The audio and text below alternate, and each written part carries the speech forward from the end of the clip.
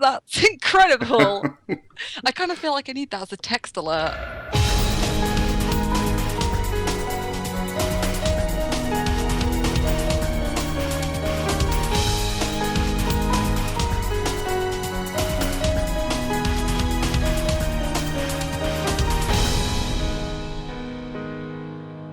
Hello, and welcome to episode 28 of Rhythm Encounter, the RPG fan podcast. I'm Caitlin Argyros, your host, and I am joined, as always, by my co-host, Mike Salbato. Hi, I'm Mike on the boards.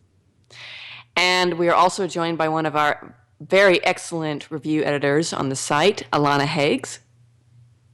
Hey everyone, Alana here, diving falcons on the boards, and it's really good to be here. We are super happy to have you. I've been looking forward to chatting with you since we both started playing Xenogears for Retro Encounter, and I'm happy that we get to do this first before Retro Encounter, just so you and everyone knows. We got her first, people. Yeah, we did. I have been on Retro before as well, but yeah, we will keep the Xenogears stuff to ourselves for now, or try to. Yeah, it's hard, but I'm gonna hold back for the show. Yeah. Let's try. So we're going to get right into things today. We don't have any recent tracks. We just want to talk about our main theme, which is an awesome theme, because they're all awesome, but this one I think is especially awesome. We have a lot of good picks to share. We are doing another episode of World Map music with a side helping of field themes. The show had a world map theme way back when, but this was before Mike and I were even on the show, and it's been forever, and there's so much to pick from when you're talking about world map and field music, so we're giving you more of that. Enjoy. And let's see, the way we worked things, the way we're working things now, I guess I should say, is that we ask our colleagues on the site what themes they're interested in, and they tell us, and once we're ready, we do an episode. And Alana, you expressed interest in this theme. Can you tell us a little bit about what interested you about world map and field music? World maps, I suppose, are like the mainstay of my childhood of RPGs. So they're so ingrained in the RPG kind of culture that I grew up with. And the evolution of them has really interested me. So like the way that we've shifted towards fields and overworlds more than anything else other than like big maps with giant characters and tiny little towns to actual characters walking around in real areas. And the music's kind of evolved with that as well. And it's just a nice place to start, I think, for me and for the new direction that Rhythm Encounter is going in. So that's why. That was an excellent answer, I have to say. I tried. You did very well. Well, let's get right into it with our first block. And I used a little bit of my MC power here and made my track the first one because, for a reason, I think it starts out really nicely and it's a good way to start the block and the show. Everyone knows I'm a huge Final Fantasy XII fan, so I picked something that is originally from 12, but this is a cool little remix of Giza Plains by a Japanese fan group called Magical Trick Society. They released an album called Over the Sky, which is a little EP, I guess you would say, of arrangements from 12, and that's what I picked first. Love it. And then, Mike, you had our next pick. Magical Trick Society is such a great name. Isn't it? But you said you don't think they're around anymore? Because that's kind of too bad. As far as I can tell, they haven't released anything in like 4 or 5 years. So, that's kind of sad because the album is really good, and I would love to hear more of their stuff. Yeah. All right. So for me, even though I haven't played it, and I keep getting reminded off air that I need to play it, I picked the Cold Morningstar Passes from Tales of Vesperia, and then you need to play it. Yes, that's Definitely. what I hear. That's what I hear. Yep. I wish it would come out on Steam or anything else, any modern. PS3, please. Yes, that'd be nice. And then Alana has our third pick in this block. Yeah, so this is my only world map theme that I've picked. This has really been underrepresented on Rhythm Encounter, I felt. So I thought I've got to bring some good non-Final Fantasy Uematsu to the board, and so I brought Never-Ending Journey from Lost Odyssey, which is a really good game that both of you should play. Yes. This is the block of games that people should play. I've played 12, so... And Vesperia. I'm okay. I've played all of them. So Mike, we got to work on our games. Yes, we do. Yeah, you do. Well, let's work on those games while we listen to Giza Plains from Over the Sky, The Cold Morning Star Passes from Tales of Vesperia, and Never-Ending Journey from Lost Odyssey.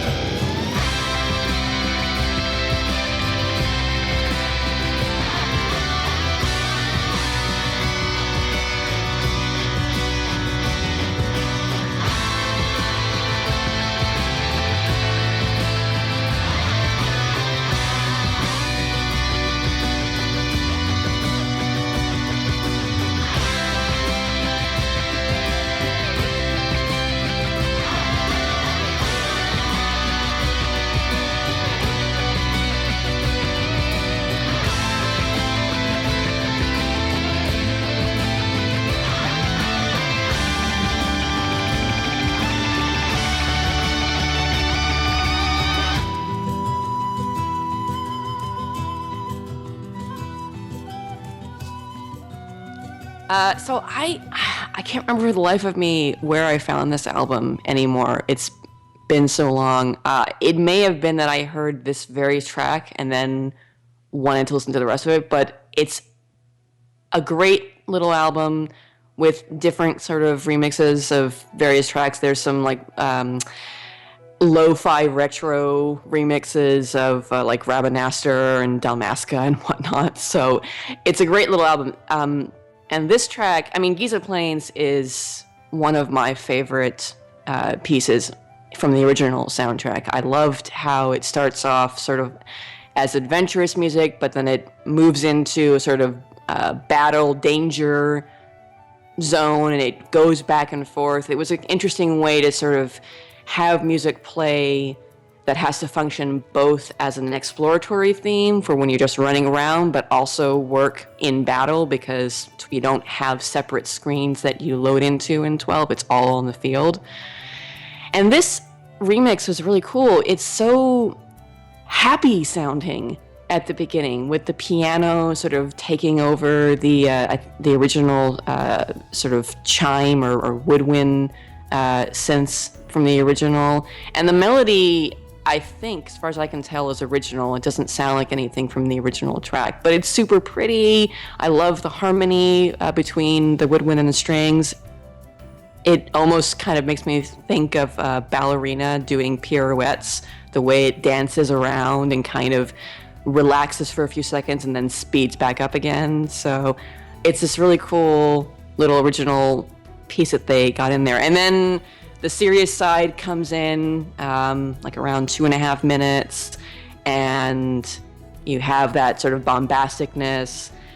And when that sort of relaxes towards the middle or the end of the track, I love when the woodwind and the strings come back in and they're just dancing around each other.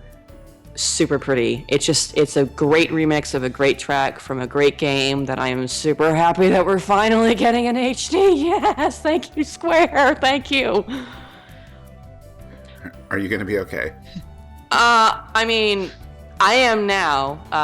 At first, yeah, I think I probably just, died on the floor from sheer happiness. Now, now I'm just excited and I want it.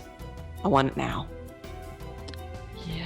I mean, yeah, you might have to take time out to recover, but imagine, I can't wait. Yeah, I think it's long overdue. And it's being the Zodiac job system too, which is going to be kind of almost like playing a new game. True. Yeah. But that's maybe a topic for another show, maybe another podcast, which I'll be on. Mark my words. Oh, so you're sure you're not just going to turn this show into a Final Fantasy 12 show?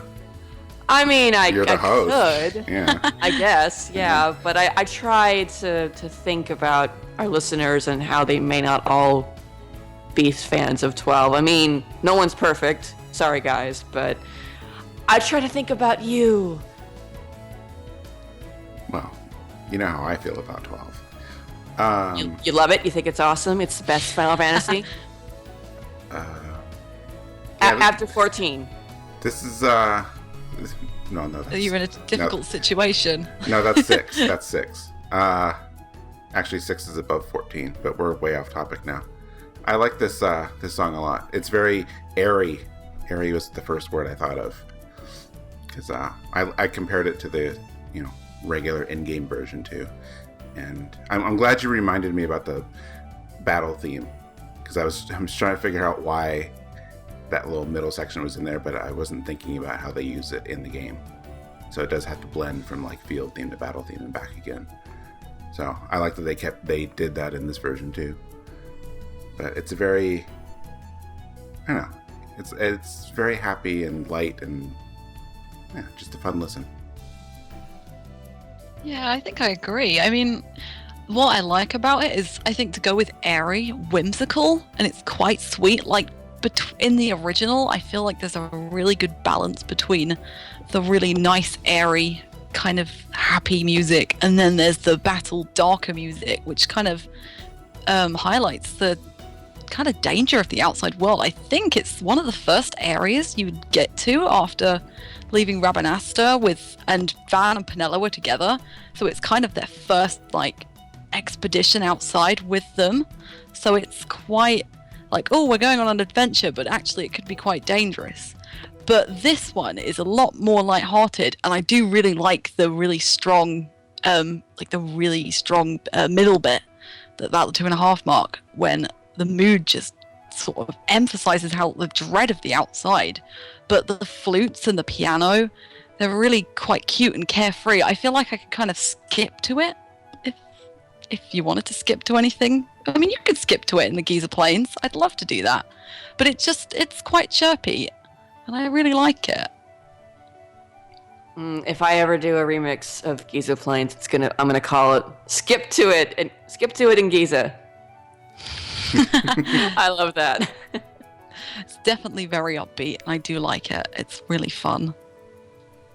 World needs more remixes of Elvis 12 music, and Sakimoto in general too. So, yeah, Sakimoto's so underrated.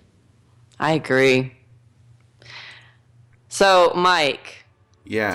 Tell us about what attracted you to this world map music from Vesperia, because we've already established you've never played it, but I always find that interesting when people pick music from games they've never played, because there must have been something really strong about that piece to like catch your interest. No, I basically just wrote a bunch of song names on Post-it notes and threw darts until I hit one. Mm. Your dart was good.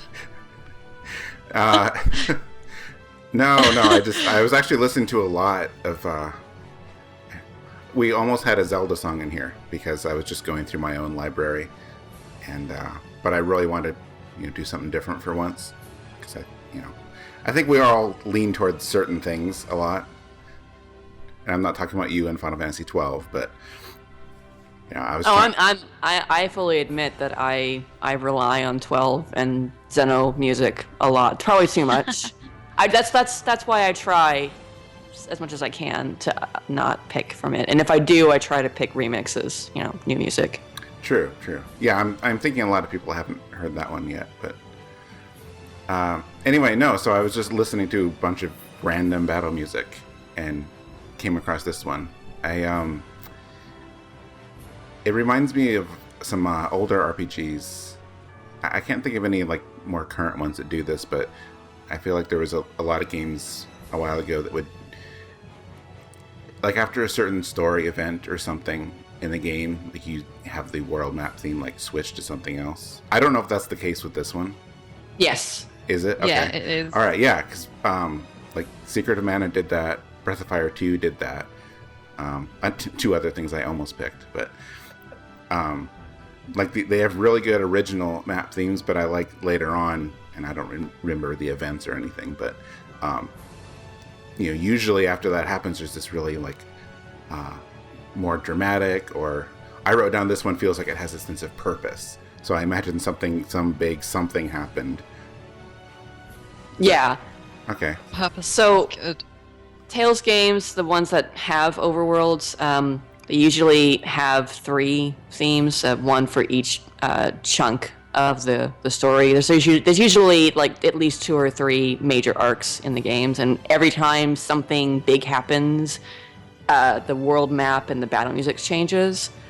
So this is the second world map theme, and you're right, it does have purpose, because this is a point in which the characters have learned something about one of their own, something mysterious, something dangerous. They're not quite sure what it means or why what the stuff that's happening is happening, and they shift their goal a little bit to sort of figure out what that is and what's going on, and if they can stop it. And that's sort of, I wrote down too that we have stuff to do. There's much more of a purpose and a goal, sort of, you can hear in the music here. The first world map theme is much more of a sweet, we're on an adventure, let's go on an adventure kind of music, and this is much more serious to sort of accompany that shift in the tone of the game. we've had that a few times, and I like when that can happen with RPG music, because I had a feeling that's what it was just based on the sound of it. Like, I don't know the context at all until you explained it, but I think it's pretty interesting that you can pick up that kind of stuff just hearing the music. This means it's good. Yes. But yeah, I wrote down purpose as well, which is a good word to describe it. I also wrote down empowering, because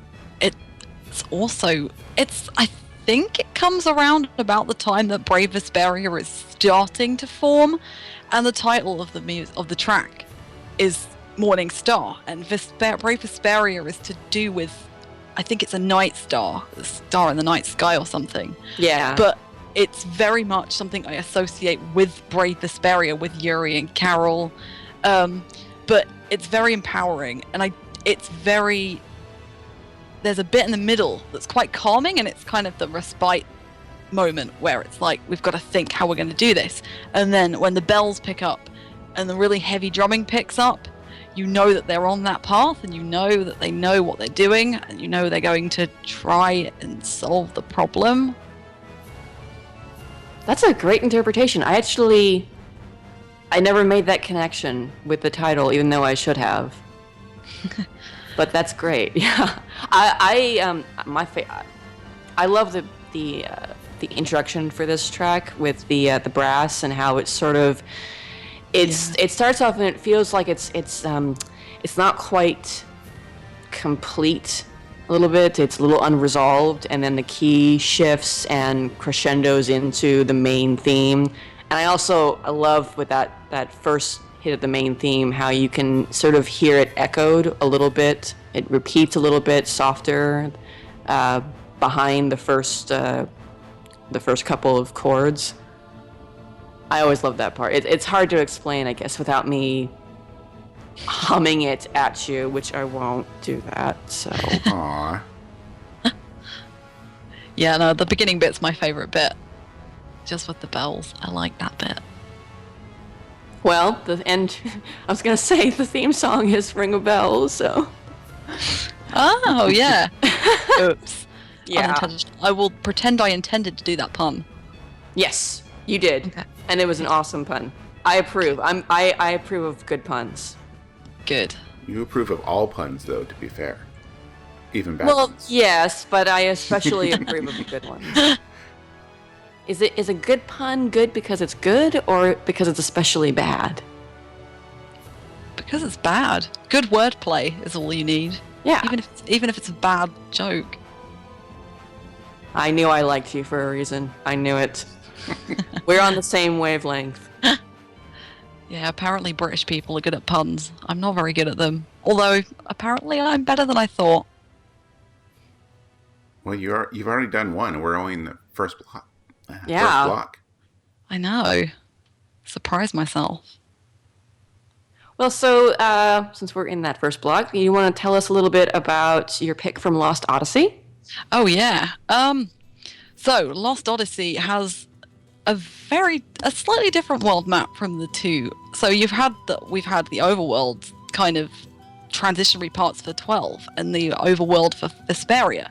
Lost Odyssey's map is more just a standard select area map on like a screen, and this music plays in the background.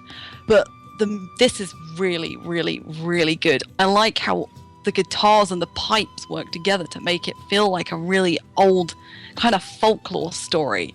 And I think I wrote down that it feels like I'm sitting down and I'm going to tell people a story around a campfire.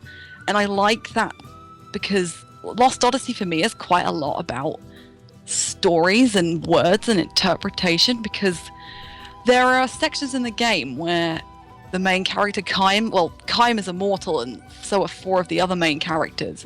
Kaim has amnesia, and throughout the game he picks up these little fragments of memories, and they come through the game through like story-based text, so you have to read them. And I feel like Lost Odyssey feels a bit like an old story that you're telling to somebody, like these are these great immortal people who went across and saved the world and did this and everything.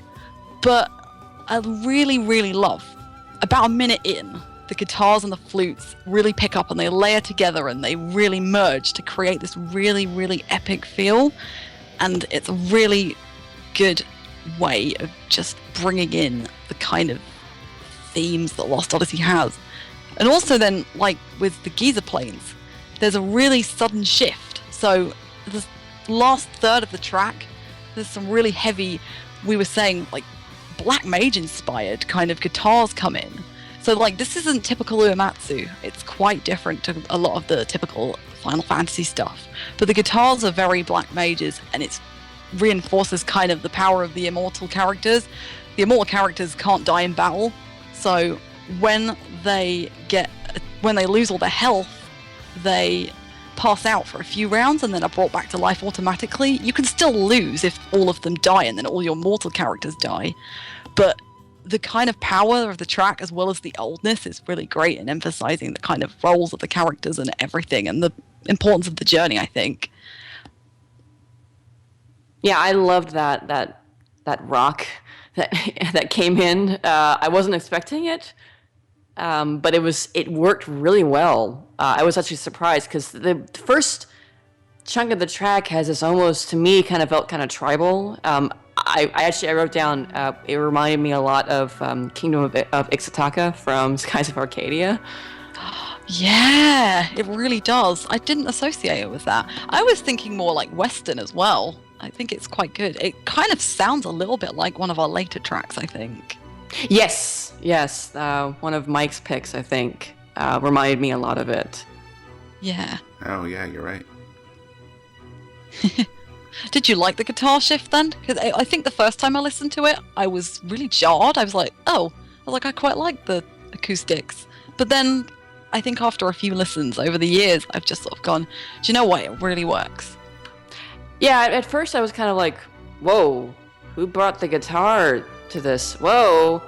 But then the more I listened to it, the more it was like, this is actually pretty cool.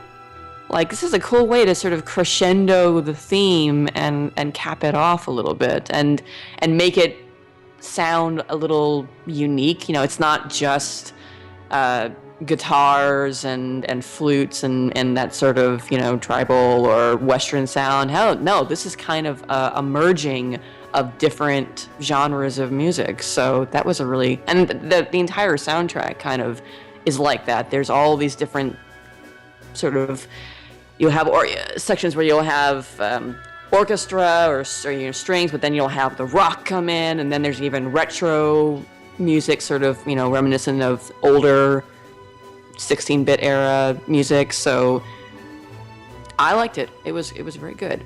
Actually, this track makes me want to play the game. Good, you should. I think it's like Uematsu throwing kind of everything he's learned over the years and it creates something really different. Like, if you didn't know Uematsu had composed it, I don't think you'd be able to tell. No, I don't think so. Well, especially if what you're familiar with Uematsu is his work in Final Fantasy. This doesn't sound anything like he's composed for Final Fantasy. No, definitely not. I'm guessing I have to listen to it a few more times then, because I still feel the way you guys used to about the guitar. Like, I like the guitar, although I don't really want it here. But I'll listen to it some more before I say that for sure. Because the rest of the song, I really, really like it. That flute and the other guitar, the acoustic guitar, whatever, really, really nice. I think the rock stuff just threw me a little bit. Like, I wasn't ready for it. And I'd want to hear that in its own song. I guess I wasn't sure I wanted it in here, but that's okay, because the rest of it's so good. I just want more flute, I guess. Well, we'll get more flute. We have some more flute coming up in our next block, I believe. Speaking of our next block, Alana, I think you had our first pick. I do. I don't have any flute in this one, though, so sorry. Well, not everything has to be a flute. I just meant in that song I wanted more flute. Gotta have more cowbell. Right, so my first pick for Second Wave is, so there's quite a big variety of tracks from I could have picked from this game, and I just decided to pick probably the most miserable one, and it's Street of Memories from Persona 3. And from that, it is Caitlin. Yes, and I picked Urban Noise from Parasite Eve, showing a little Shimamura love from one of my favorite games that she's composed for. And then, Mike, you had the last pick in the block. Yeah, I picked Sea of Sand, Shalistera from Atelier Shally. And it's one of the, well, I haven't played the game enough to know if there's more, but it's at least one of the world map themes. There could be more. Ooh, I like the suspense. Yes. All right, well then let's take a listen to Street of Memories from Persona 3, Urban Noise from Parasite Eve, and Sea of Sand, Shalistera from Atelier. They change the name pronunciation every time. Shally.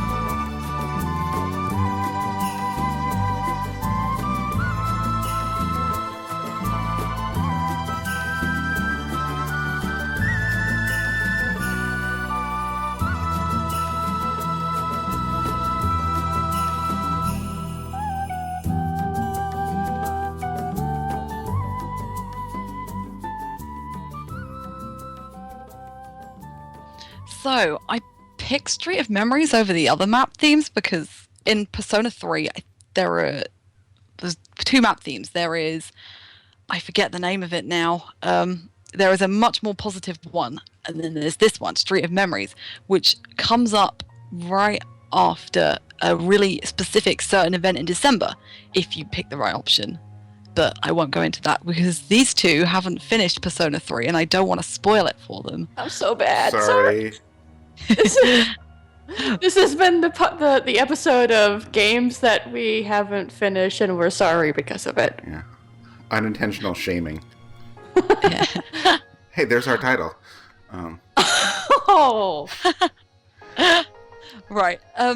So yeah, I'll have to try and skirt around the spoilers, but I wrote down that it's quite similar to Vesperia's track. I think initially I thought Vesperia's was quite daunting, but this one is very much a much slower, different tone.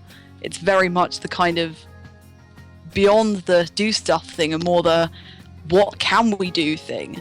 So you're posed with a situation where this is not a spoiler, with all RPGs, the end of the world is nigh, but the way it's panned out in Persona 3 is that it's very much cultish. So there's posters on the wall, the apathy syndrome's gotten out of hand, and all the characters that you talk to are fearful. And a lot of the social links change after that point as well. So when you carry on social linking, all the characters are very anxious and are just like, if things happen, if the world ends or something, then what are we going to do? But anyway, on to the actual content of the music. I love the piano. The piano is my favorite thing about this track. I love how it fades in and it plays the same keys over and over again. And I mean, if you've not noticed, it's the slowed down version of Memories of You, the ending theme of the game. Mm-hmm. So when you know that, it kind of changes like the meaning of it a little bit. Like it's obviously quite important, but it turns it, because I remember the name of the track now. It's where when the moonlight hits the sky or something like that. The first map theme. That one's quite upbeat, slice of life. There's vocals in it. It's very much, this is your school simulator side of Persona. Whereas this side is the actual end of the world RPG, kind of, we must save the world. Very depressing, very sad, very slow. I always feel really uncomfortable when I look at it, listen to it even. And it just makes me feel very somber, because I just kind of feel a little bit hopeless when I listen to it. But I do tend to listen to it when it's really grey outside. It's like, oh, I'm going to wander through the streets, and if it's really grey, I put this on, and I'm like, maybe I should be worried. But it's a good song. It's probably the saddest pick that I've got. I think it's a good pick for a cloudy or a rainy day, because it starts off super sad, and it's kind of like, I don't feel good. What's going on here? But I adore the piano as well, and I love when it comes in, because it gives me the feeling a little bit of the sun peeking out from behind the clouds, sort of coming out after a really dreary day, a little bit of hope, a little bit of, brightening your day a little bit. And that's something that I actually think that Meguro is really good at doing with music, or the sense I get from a lot of music in Persona, both Persona 3 and Persona 4, is there are these pieces that sound sort of like the rain is going away, the clouds are fading, and the sun's coming out, and it's all going to be okay, don't worry. And there's a little bit of that mixed in with this track, along with the sort of more depressing side of it. And that's what's, I think, is really cool about this. And I think it probably works better based on your description than the equivalent track in Persona 4, which is just all dreary, and it's more atmospheric than musical necessarily. So I very much like this pick. I like that analogy about the sun. I like that. That's good. I try. I don't always succeed with my analogies and my this music made me think made me feel like this kind of stuff, but sometimes I don't know. But no, that's good. I like that, definitely. I think with this, the kids are the kind of only hope. So the piano is kind of them. Wow, this got really deep. It's funny. I think part of it is kind of sad, but especially the piano. I don't know. I don't feel so depressed listening to it. Although maybe if I knew the context, I would. No, I think it's kind of because of the piano, especially. It's kind of a laid back. I don't know. It's kind of, I don't want to say jazzy, but I kind of want to say jazzy. You could say jazzy. I think it's jazzy a little bit. Yeah. And it is quite laid back. It's not like panic, like end of the world. It's more like resigned end of the world, I guess. Okay. Yeah. Well, I guess I really need to hear it in game. But no, it's really interesting. Especially when you describe the setting it's in, that I imagine it's really good for setting the mood. But until I hear that, until I like mentally connect it to the end of the world, right now, I'm just gonna. I feel like I want to listen to this while sitting in a cafe or something. I think you could listen to all of Persona music. Would be good music for sitting in a cafe. Probably. Yeah. Yeah. I'm trying to think of a good segue here to my pick. I'm not sure. You could listen to Parasite Eve music in a cafe too, but you might start wondering, is that ooze coming out of that person's donut? Is that a cream-filled ooze, or is that mitochondria trying to come kill me? That's the best I can do. I'm sorry. Well, we all have bad days. Yeah. So, urban noise is the map music from Parasite Eve when you're kind of flying around this really cute little version of New York City and looking at all the different places you can go, some of which are major attractions like Central Park or the Museum of Natural History. And it's adorable because I think for a PS1 game, obviously, but it's also intended to sort of be kind of a I don't know how to describe it. It's not like meant to be a model. Yeah, it's like a little model city. Thank you. Yes, yeah. It's a model of New York City, but I've always really loved the way they presented that. They didn't have to make it look to scale, even with the graphics limitations at the time. They didn't have to, have it be like a flat map. It was cool that they gave you this little model city to fly around, and the time of day would change based on where you were in the game. Very, very cool. And I love this piece. I love throughout the game soundtrack, but especially with this piece, I love the unconventional sounds that Shimomura uses. I don't even know what it's supposed to be. It reminds me of maybe like a steel pan. If you've ever heard or seen people play on the steel pan, that sort of metallic kind of pinging noise that you've got at the beginning of the track was really cool. And it kind of fits the modern setting, very appropriate for New York, for it being an urban, sprawling, urban kind of setting. And it's also, I get a positive vibe. I mean, it's not like it's a super happy-go-lucky piece, but compared to some of the other pieces in the game that are sad and or creepy or kind of a bit more minor sounding, this has a bit of an upbeat feel to it, which also works for, being in Manhattan, being in a very active, modern city. Yeah, it's got a very, I wrote down gritty. Mm-hmm. It's got this, I'm going all over the place now, but I never thought of the map in that game as cute until you described it that way, but now I'm going to think of that whenever I look at it. It's this cute little baby New York. But no, yeah, the gritty sound of this I think works really well. Because I know it's on the world map, but I always think of of them like in the car, like rushing to go do this or rushing to go do that. But I think it really works with the setting well.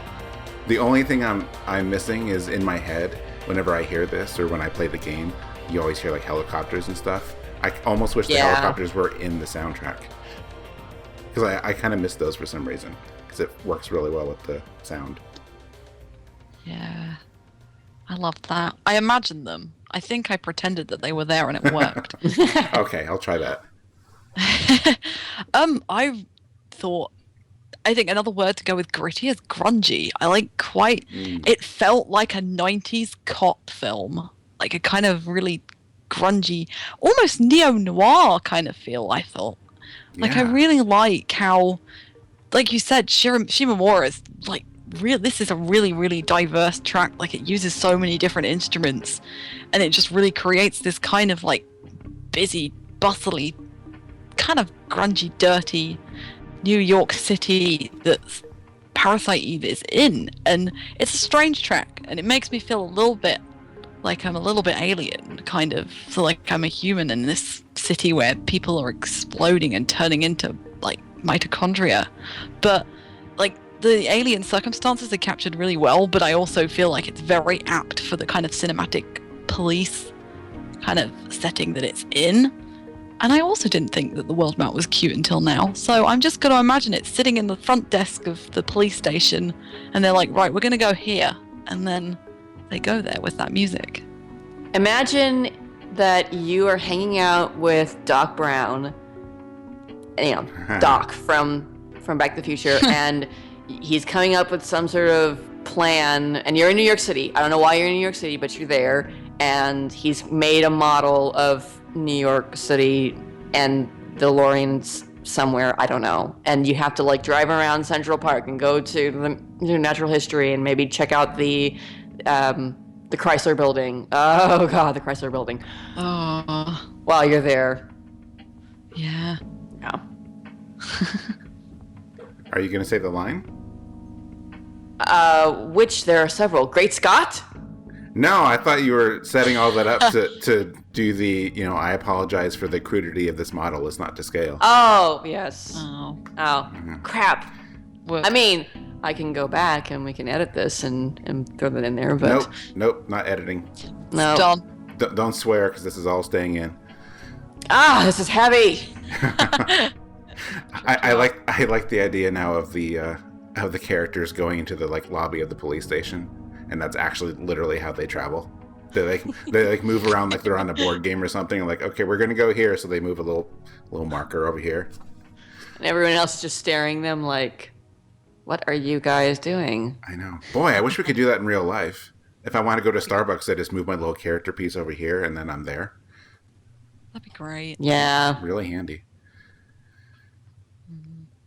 Well, I'm sure handy is not a way to describe your pick from...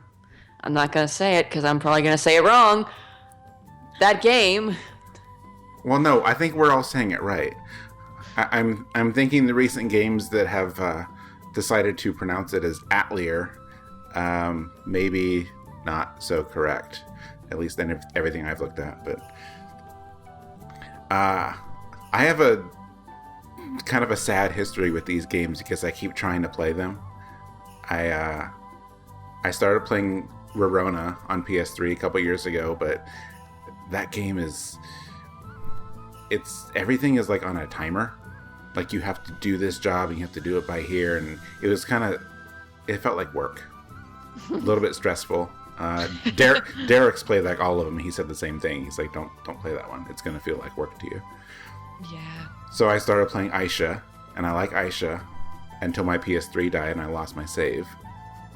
So I pretty much gave up on that. So now I'm playing through Shally. Like one of these days I'm gonna finish one of these games.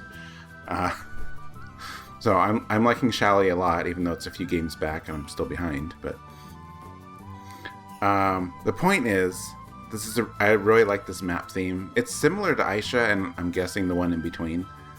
Since they do the games, at least these days, they kind of do them in sets of 3. So like it's 3 games in the same world, and sometimes there's crossover with the characters. And Shally is the 3rd game, like the last one in this trilogy. And the story, at least at the beginning, what they set up is that, over the course of those 3 games, like the world is like, the water's kind of like going away. So the world just gets drier and drier. So by the time you get to Shally, there's like areas that used to be oceans and seas, and now it's all just sand. So all the seas are made of sand, and water is like a scarce commodity. And since the games are all about crafting, like they actually kind of follow through there too, because you can go into a store and buy materials, and compared to the last couple games, the most expensive thing you can buy in the regular stores is just plain water. So wow. yeah, it's kind of interesting. You can get dirty water, and that's cheaper, but like clean water costs more. You can't make good stuff with dirty water. Well, it depends on what you're making. Like, if you're not making something that you're going to eat, then I don't mind using like the dirty water or the filthy water, all the different waters you can get. How many different ways can you say dirty water? No, there actually is several. There's like regular water, there's spring water. I think there's like dirty and contaminated water and a few other ones. And putrid water. Yeah, the contaminated water looks like a jug of oil or something. Oh, nice. Yeah. Give me some of that. Right. That's going to hit the spot. Yeah. Anyway, so obviously the tone of the game should be kind of sad, because it's, there's no water. Or there is, but not enough for everyone. No one knows what to do about it. But then you have Shally and Shally, because there's 2 Shallys, which isn't confusing at all. Oh, really? Yeah. Like there's Shalistera and, oh my gosh, what's the other one? And Shally else. 2. Something else. Like they both have longer names, and they're both from different towns, but for short everyone calls them Shally. And I'm like several hours in and they still haven't met. So of course there's just constant conversations. Like you hear someone mention Shally and she's like, "Are you talking about me?" And they're like, "No." So they need to meet already, because I'm kind of getting tired of that. But the point is, while the world is kind of like a sad, like uncertain future kind of place, both of the Shallys are really like upbeat and still hopeful, especially like Shalistera. But I think, maybe just because I've played the game, but I feel like that comes through in the song. Like I think some of the instruments in the song sound a little bit like sad and kind of like, sad. I have no other word for that apparently. But then that's sad. Yeah, I know, it is sad. But then the flutes and some other stuff, there's still like this air of hopefulness to it. So I think it's really interesting, because they're like very like opposing, ideas, but I think they kind of both are represented here. Yeah, it's got a peaceful vibe to it. That's what I kind of wrote down. It feels like something you might hear in a country village or something like that. And it sounds, actually, I'm sure this was completely unintentional on your part, but it sounds very similar to Alana's pick from Lost Odyssey. Yeah, like I had no similar idea. instruments and sort of style of but without the rock guitar. So that's good for you. But yeah, what did I write down for this? I wrote down, you say sad, actually. It was a calming sad, so it's not like a down sad, it's more of a like empty, I suppose. Like you get an aridness from the music. So like with a lot of Arabian music that you get in RPGs, so I'm doing Skies of Arcadia again. Of course I am. Why wouldn't I be? NASA. It always feels very bustling, very much like market towns business. There's always people. Whereas this, it's very much more relaxed and kind of empty. So the fact that there isn't any water around, which now that you say it, I understand why the music is as it is really good. I don't find the Atelier games that stressful, and the music kind of helps me with that. Like the kind of tracks from the Atelier, I'm probably pronouncing this wrong so many times.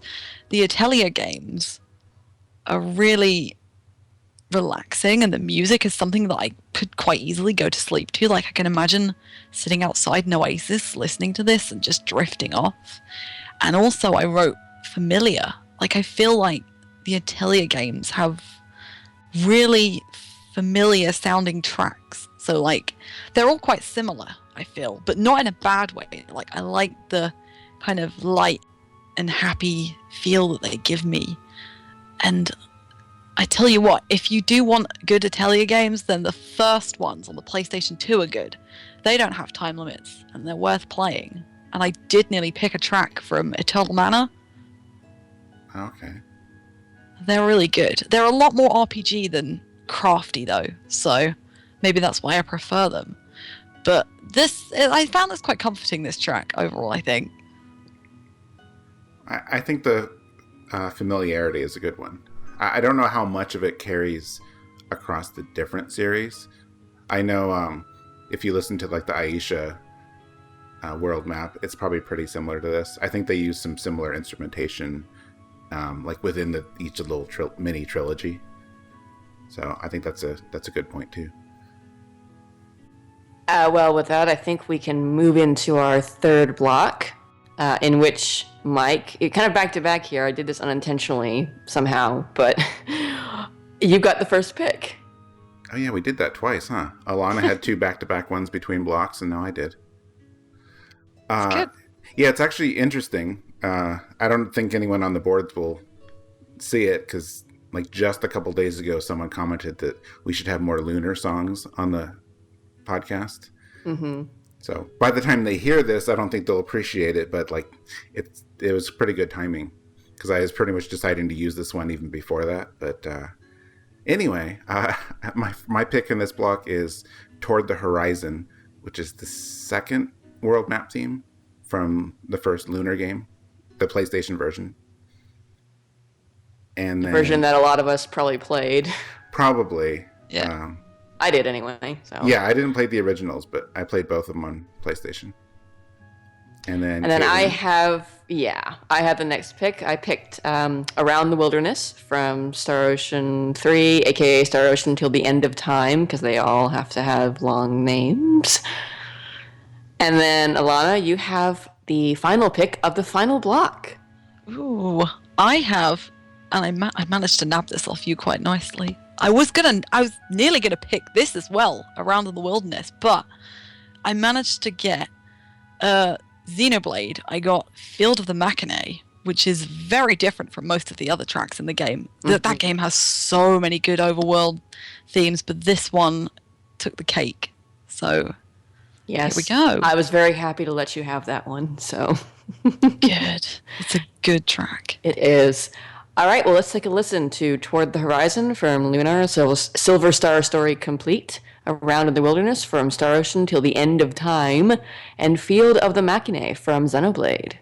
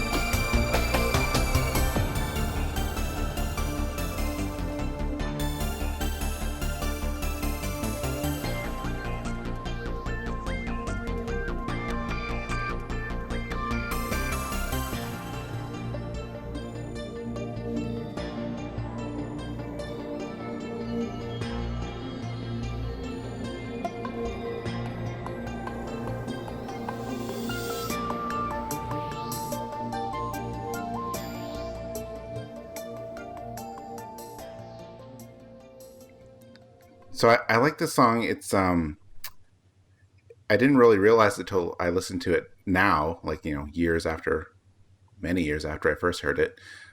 But I like that it uses the main like vocal theme of the game in the map theme.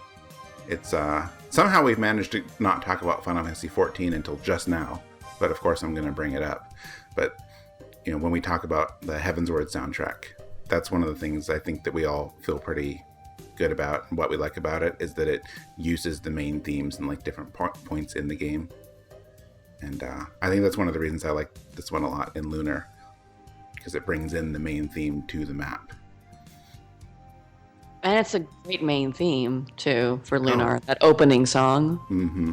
Yeah. Yeah. So I don't remember, man, when did this come out? But this is another one of those things where there's some story event that happens, and that's when this song starts playing. So I don't remember exactly what it was, but it's a big moment. And since not everyone here has played it, even if I did remember, I wouldn't say it. Good. Yes. Safe then. Yes. Good. I'm glad we finally found a game that Alana hadn't played. So now I don't feel quite as bad about all the other things I haven't finished in this show. Yeah, it just happens to be the game that the very website was birthed out of, basically. Yeah, the series at least. But you have a good excuse, because you live in a country that until recently you didn't get a whole lot of RPGs like Lunar. That's true. Yeah. But I like this track. That's a good start.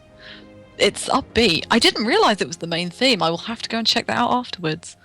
But I like how I think it does what a few tracks have done, in that it utilizes so many different types of music and so many different layers and so many different paces as well. So some parts of the track are really, really fast and some parts are really slow.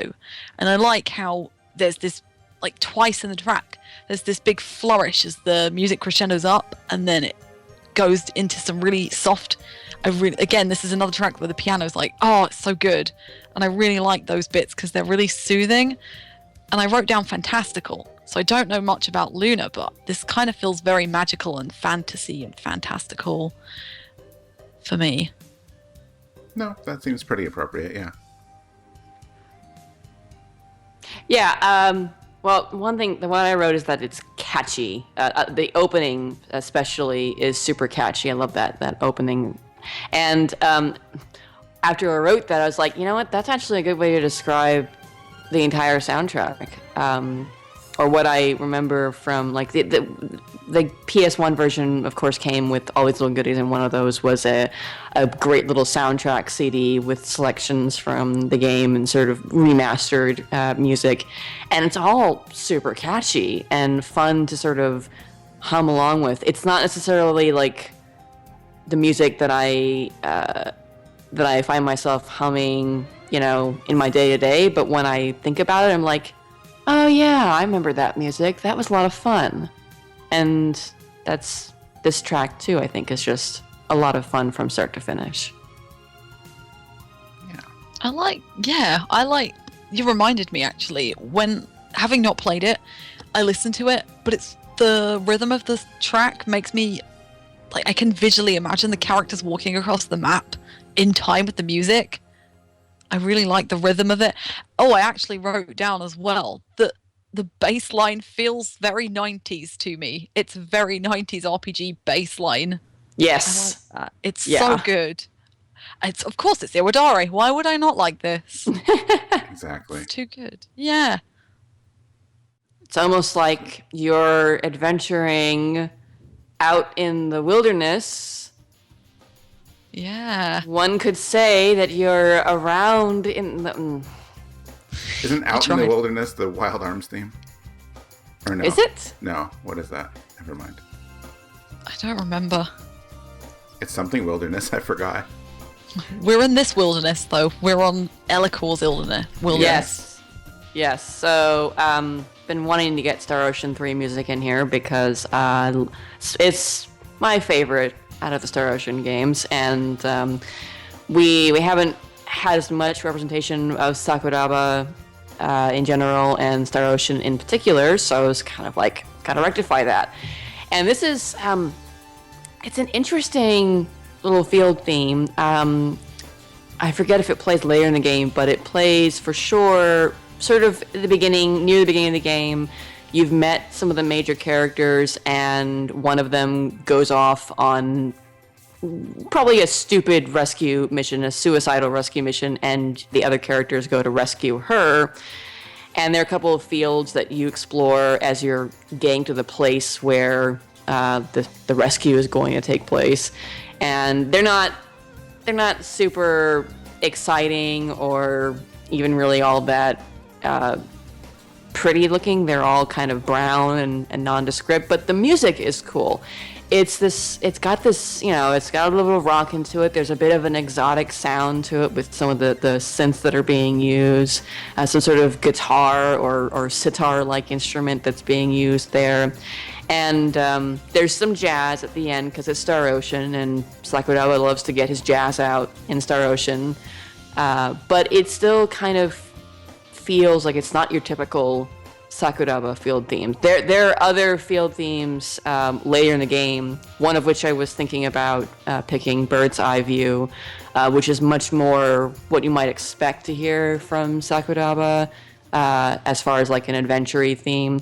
But this one's always kind of stuck with me. I love the beat to it. It's always fun to explore this theme, even if the areas aren't super pretty to look at.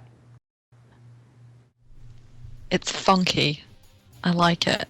That's the word. I was like, there's a really good word for this. That's what it is. Yeah, it's very, like you said, Caitlin, it is really different from not only Sakuraba's kind of discography, but kind of all the rest of the other overworld themes. So, Bird's Eye View you mentioned. I can't remember if this comes on the Aquarius side or the Aryglyph side, but I remember it's in a desert area. Yeah. A specific area I remember. But I feel like, at least with all the Aryglyph side, the overworlds are quite slow, and there's Chrysanthemum in the Winter, which was another one I was thinking of picking, which is really beautiful and really lonely. But this one's a lot more funky, and I feel like it's more of a kind of expedition song, so you're in a mission to find some secrets on another planet or something like that. But it captures this kind of otherworldliness, so Elicor 2 is like a medieval-based planet, and Fate and Cliff are from very much futuristic planets, and it feels very otherworldly, but a little out of place. Not in a bad way, I would say. I think it's quite a good way. It's almost like a clash of the future and the past on this planet. And it's really a strange track, but I've always really remembered it quite fondly because I just really like the funky guitar strings in the middle of this one. It's really good. I think it's on the Aryglyph side, I want to say, because I don't think you've gotten to like the capital, the main city of Aquarius yet, and I'm pretty certain it's Aryglyph. It's an Aryglyph training facility or something like you're going to make the rescue happen. Oh yes, no, I remember what bit. It's where you have to fight Albel. That's right, or at least you see him for the first time. I think so. Yeah, you're going to rescue Nell's subordinates, I think. Yeah, so yeah, it would be on the Aryglyph side. Yeah. But yeah, I think it still sticks out as a really unique track. Definitely different from all the others. So I think Bird's Eye View is probably the closest otherwise, but that's more atypical of Sakuraba's stuff. Yeah. It's got, maybe it's just me. I think later in the song, maybe it's the synthy stuff, but I get kind of a Phantasy Star Online vibe, which I like too. Ooh. Which I guess just means, hey, it sounds like a sci-fi RPG. But it is a sci-fi RPG. It is. Yeah, like, what? I played most of 2, as I've talked about before on the show, until something happened. I always wanted what I've played with Star Ocean to be more sci-fi, at least than 2 was. like because I just like that. I like the setting and like Phantasy Star and stuff. But 3 has more of that, so I think this song works there with that sci-fi feeling, whatever that means. But Well, it's interesting. I see people talking about that with 3 though too. That it's most of the game takes place on a backwater planet that's not as advanced as some of the main, some of where the characters are from. But I don't know. I feel like that's kind of Star Ocean for me. I don't necessarily go to Star Ocean and expect space travel. It's more about the juxtaposition of technology versus nature and the planet that you happen to be on. I don't know how else to describe it, but no, that's pretty good. I like that. No. I like 3. Yeah. I forgot about Nell, actually. I like Nell a lot. Nell is best character in the game, as far as I'm Nell's concerned. great. Yeah. Agreed. I love her. I wish that game hadn't annoyed me into not finishing it, but, up until that point, I liked it a lot.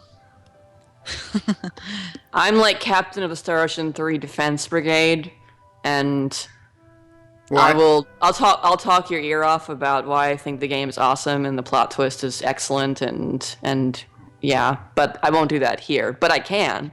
Well, I've told you my story about 3, right? 2, my sad reason for quitting, of course, is because I died in some random battle unexpectedly and lost a bunch of time. Now, 3, I had I'm going to call it the triace problem, because they like making things really obscure sometimes. Like the method to get the proper ending in Valkyrie Profile that human beings will never figure out on their own. And then And then in Star Ocean 3, they had this thing where, not telling you, but by making certain choices, you've pretty much committed yourself to this character over this character, and you can never recruit certain other characters. Yes. So, AKA the you better bought a strategy guide method of RPGs. Exactly. Yeah. So when I had already saved, mind you, and found out that I was stuck with the obnoxious little girl and I could never get the cool swordsman, I said, Yeah. I'm going to go do something else now. I was so sad about that. What was her name? Pepita? Pepita. Yeah. I never pick her. I never pick her. Always Al. I'm assuming. Do you mean Albel? Yeah. The swordsman? Yeah. Always Albel. Yeah, I don't remember what the scene is, exactly what you do, but it's not like it's literally like, hey, do you want this person or that person? Like something you choose like commits you to this person. You don't realize what's going on until later. So Yeah. Anyway, otherwise, besides that, I like the game. Good. It is a good game. It gets a lot of undue hate. But I'm going to jump from that. Yes. And I'm going to jump. I'm going to jump into. I think Caitlin likes this track. I like this track. Yes, I do. Good. Right. So we're jumping slightly more. Definitely a sci-fi series, but this is probably the least sci-fi in this series verse. Xenoblade, Field of the Machinae, and this is probably my favorite track in the game, apart from maybe the Mechonis battle song. So they both play at the same time, which is great. Anyway, so I feel like after you've been on the Bionis for so long, and you don't go through the middle of the Bionis perhaps as much as you do the Mechonis, but the difference is really startling, and I think especially you spend most of the game looking at the outside of the Mechonis even, and you suddenly get to go in there, and this track plays, and it's just like, what have I got into, kind of like.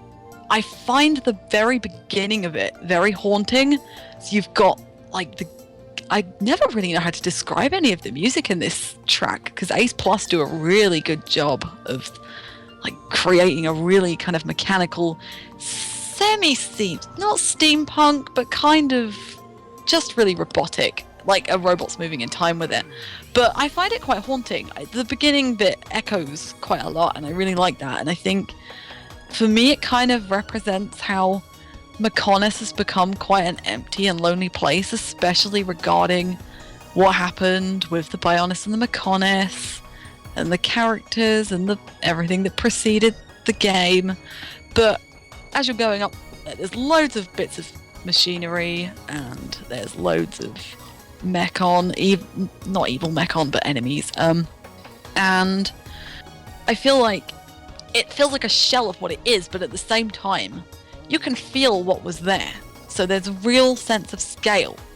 And like, it's just a huge metallic being planet area that's full of things and was full of people and full of life. And it's quite a good track, powerful track, I would say, in like emphasizing that.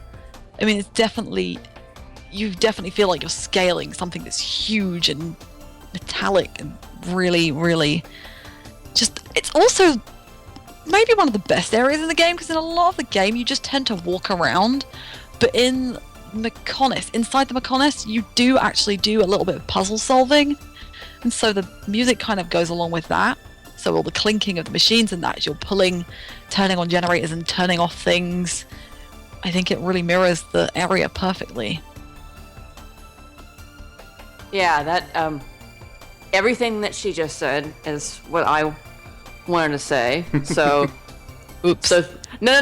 That in a good way. Like we're on the same exact wavelength, because this is also probably my favorite track on the soundtrack.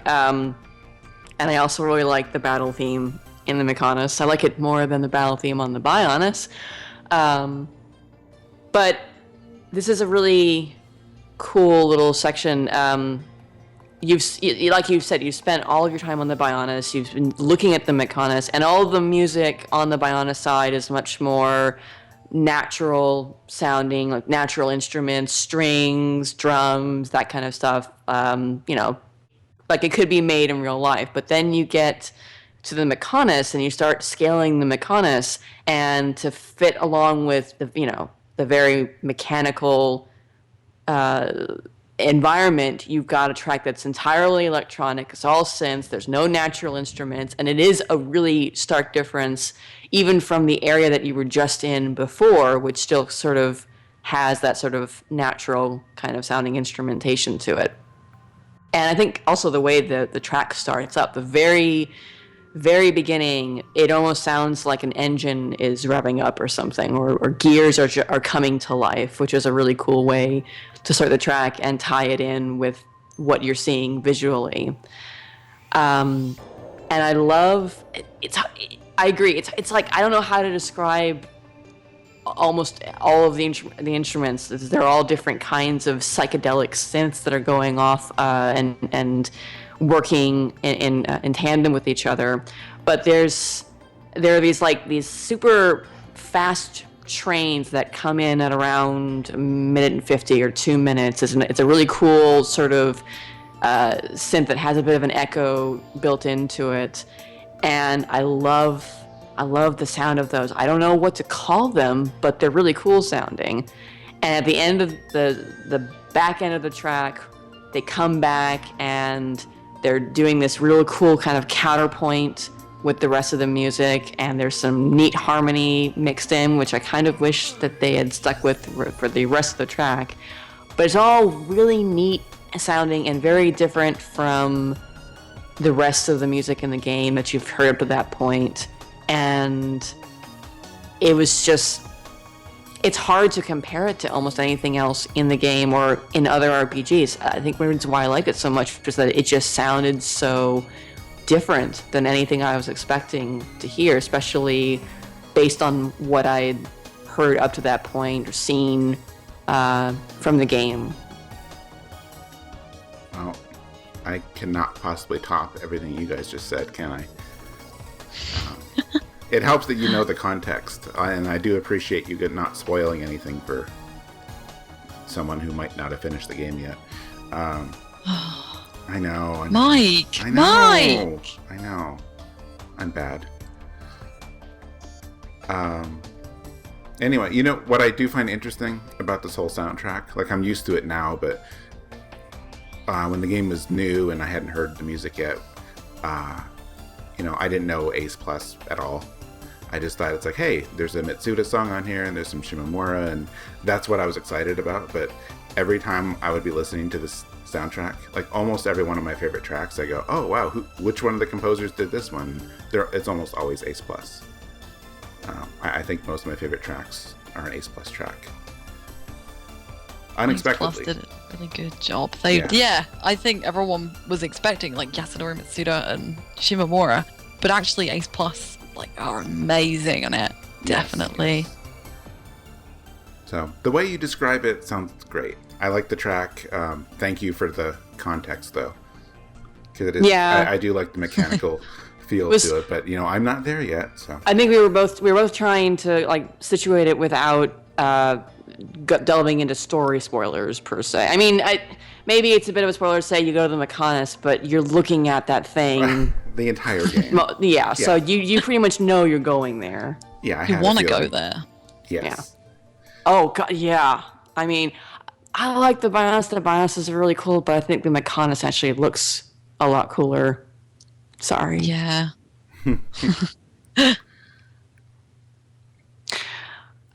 It's a good thing that came at the end of a block and at the end of the show, because it would be really hard to top that track, I think. I think so. Yeah. Yep. So it's a good thing then.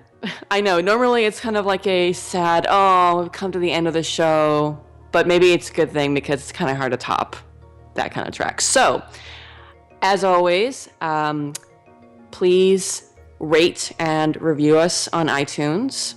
If you want to get in touch with us, you can drop a line on the boards. You can email us at music@rpgfan.com. You can also chat with us on Twitter. Any way is fine. We always love to talk with our fans, and we love to hear what you liked about RPG music, what you like about the show, suggestions, comments, ideas. We're totally open for all of that, and we just love to chat with cool people about cool music. So do please get in touch with us.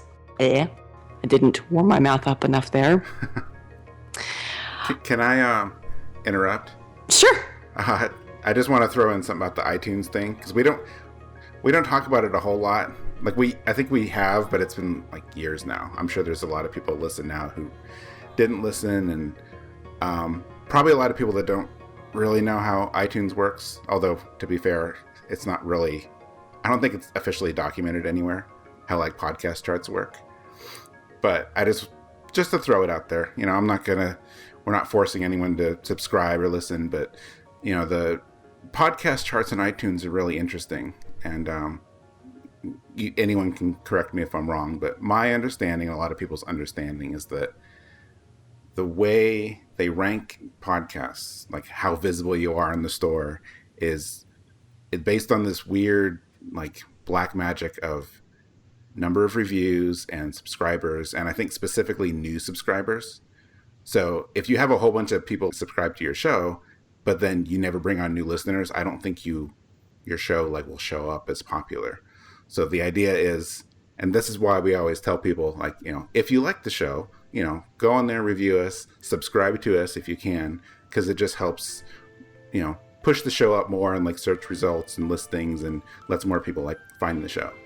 Yeah. And in theory, we don't ask, to stoke our own egos. We ask purely because we really do want to get the show out to as many people as possible, because we love RPG music, and we want to be able to share that love with other people who love RPG music, and maybe introduce them to new music that they've never heard about, and cool games that they may not have seen or thought about playing. And this is one of those ways that we can do that. The more word of mouth the show has on iTunes or anywhere else, the better chance it has of reaching people who might be interested in listening to the music. Right. And then, even for us, for the sake of the show, we get, especially on our forums, people will post and suggest topic ideas or game ideas. So, we actually do listen to that feedback. So, we like to talk to people about it, and sometimes that helps us decide what to do next with the show too. So do it. If you can, please. Tell your friends. Tell everybody. Tell the world. Yes. Well, as always, thank you for joining us again for another awesome episode. Thank you for myself, for Mike, and for Alana. And as is our tradition, we always have our guest host pick a track to serenade us to as we leave the episode. And Alana, what did you pick for us? Yay. I've been excited about this one. So this track is a secret, but it's not a secret anymore, but it's from a game, Secret of Mana. Ooh. This is Yay. an overworld theme, not a map theme. So my map theme had been stolen already, but this is one of the first tracks you hear in the game. It's when after you've been banished from the village, and it's probably one of the nicest and most memorable tracks from the game. Although Kikuta's soundtrack is amazing.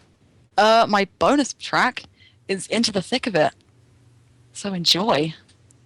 Awesome. Great. Thank you so much. So taking us out will be Into the Thick of It from Secret of Mana. Thank you, and come again.